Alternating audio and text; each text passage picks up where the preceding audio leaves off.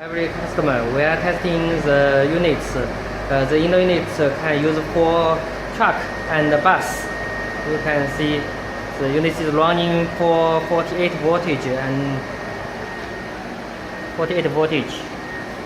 And now the air outlet inlet is 32 degrees and outlet is 19 degrees.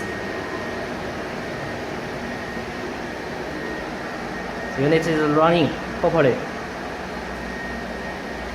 We can see the outer unit. It's working.